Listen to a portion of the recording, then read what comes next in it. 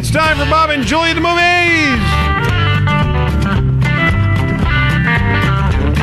Here on Radio Hillsdale, WCSR.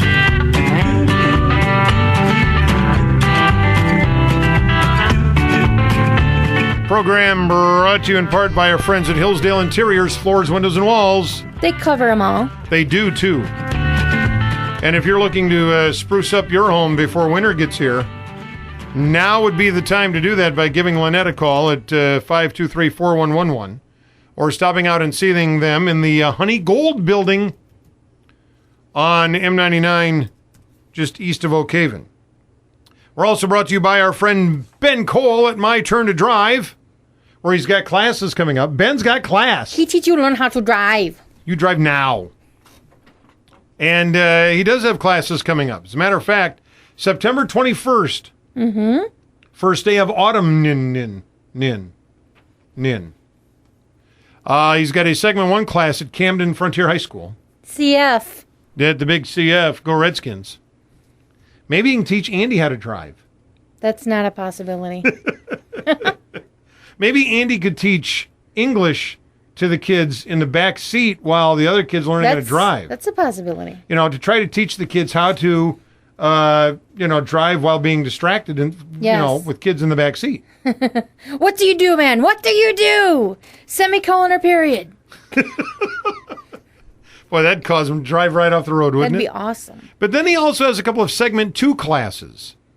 And these are the classes where after you get your basic driver's permit, when you take the Segment 1 class, then you got to go out and drive for like 50 hours with mom and dad or somebody, get all the practice in and stuff. Sure. Then you go back. You Ben? take you go back to Ben for what's called Segment 2 class, and it's just 2 days. And it's like 3 hours each day. Oh. Okay. And it's all classwork. There's no more driving involved. But you've got to have that before you can go to the Secretary of State's office. And that's why he guarantees that you will pass your test. Oh, yeah. Guarantees that you will pass your driver's test, or he'll help you out. Or he's not Ben Cole. There you go. But you can check him out on web at myturntodrive.com. We're also brought to you by our friends at Current Office Solutions, your single source, asking, would you like to earn up to $150? Yes, please. Well, who wouldn't? Duh. It's to get my crack. Oh, wait, did I just say that out loud? No, you didn't. It's the Current Office Solutions new customer referral program. Ooh, Now it says here's how it works. But wait, there's more. Refer us to your business associates and contacts by filling out the back of this form. Right there, that one. This one? Yep. Well, it's not the back of the form, it's the next page. Well, see, if it were the back of the form... We got dual pages to make it easier. Oh, I see. Okay. But it probably will just be on the back. And notice it's like a nice weight paper. It is. It's kind of shiny as well. But anyway, you fill out the form with, friends of yours' names and businesses and stuff. He's assuming you have friends, yes. But that's a stretch. And that's all you have to do. They take it from there. And if they become a new customer of Current Office Solutions and buy an office machine, you earn cash. Sweet. Is it like a percentage? Well, let's see here. If your friends purchase, for example, an office machine like a printer, fax machine, or a copy machine, priced anywhere between $300 and $800, you receive a $25 credit. Sweet. Anything over $800, you receive a $50 credit. So the more people you refer, the better. Right. Plus, if they get the service agreement, you get extra credits and stuff like that. It's like a game. It is. And there's no dish soap or bath salts involved anywhere. What? Well, that place where you tell your friends and they tell their friends, and it's kind of shaped like the pyramids of Egypt, and this isn't even close to that. You're a dork. So before you think it's some sort of scam, it's not. It's just an opportunity for you to say, hey, Joe Schmo next door doesn't have a copy machine. He's constantly coming over to my business and making copies off my machine going, hey, gee, thanks. Yeah. He could use a copy machine. That's all you got to do. And then Current Office Solutions sends the sales team. And if they make the deal, you get cash. Yep. So did you go see movies? You've been busy this week, I know. Yeah, but I did. And I saw one I thought you weren't going to see, but then you saw it. So we're both going to talk about it. And a bunch of other people saw it too. Oh, District 9. Yes. I thought there was no way you were going to go see this movie. Well, because you were going to go do Lame-O Time Traveler. With no, the wife was your going to do that. lovey-dovey wife. No, I wasn't. You were going to do the chick flick. You said I know. last week. I know. So I did District 9. And what did you think about it? It was bizarre. And they left it open for a sequel, of course, which I hope never comes. But I don't think it will. In one of your reviews, it describes the movie very well, what it is, the plot, and everything. Right. But I'll just give my opinion.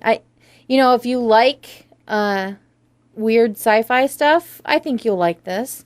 We did not enjoy it, but it was just not what we expected it to be. It's not filmed like your typical movie. It's filmed like a documentary.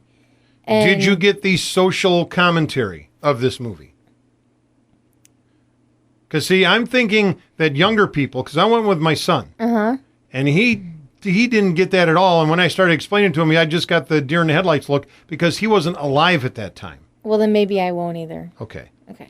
There is basically the spaceship lands, or doesn't land, but it kind of hovers over Johannesburg, South Africa. Right. Where apartheid ran rampant in the 60s and 70s and early 80s. Mm-hmm. Well, my son didn't understand what apartheid was. So when I explained that to him and said, this is actually what happened, to the blacks in South Africa at this time, then it's like, oh, well, then that sort of kind of makes sense. Right. Because it is sort of a commentary on apartheid. Mm-hmm.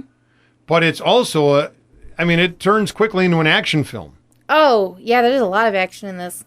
But it's just a weird concept. It's just so bizarre. There are a couple of questions that I didn't know the answer to that I think still remain unanswered. For example, back in the, when this ship landed, why did it just stop? Well, we don't know. No, that's the thing. You don't know. And the ship kind of hovers over South Africa and then it just stops and nobody knows why. And they never answered that in the movie. Mm-hmm. I think they never even really questioned it. Like, why? What's going on? They just went up and they found these aliens and then brought them to Earth, and then the mayhem ensued. Mm-hmm. Because then at the end, when events happen, and you're going, but wait a second. What was the whole point? Yeah, if they could have done that 20 years ago, why didn't they? Well, I think maybe that'll be in the second movie. Oh, okay. I didn't think it was a bad movie. There were a couple of times when I turned my head. Oh, yeah. It's like... There's a bloody... I don't know if you can call it blood. It's bloody. But, bloody action in this. And it's interesting, too, because they all speak, like, English, Dutch, the foreign language, because there's a lot of... I think it's Dutch down in South Africa, I think. And so they all had those accents. And by the way, these are people that you have no idea who they are. There are no name people in this movie. There are no famous people in this movie. No. And so when they use the fire truck word, which they use a lot, when they say it doesn't rhyme with truck. No. It's more like rhymes with what, sock? Or soak. Or soak, yeah. Almost soak, I guess you would. That's how the Irish say it, too. And soaking. Mm-hmm. And it's for a while there, I thought maybe they were saying something else, but it's like, no, that's the fire truck word. It's just with an accent. But it was different. I'm surprised you didn't hate it. I'm proud of you for opening your mind, There Bob. were some parts of it that... Yeah, but overall, you're not giving it a negative connotation. No. And because the boy and I went to see that while the women went to see The Ugly Truth. Oh, okay. And they came out, and I asked the wife, I said, well, was it raunchy? Uh-huh. And she's like, yeah. And I said, was it good? Nah. Was it cute? Nah, I was entertained by it. She was here or there. So, but that's all we went to see was that. And then we rented a couple as well, which we'll get to in a moment. Yes, you will.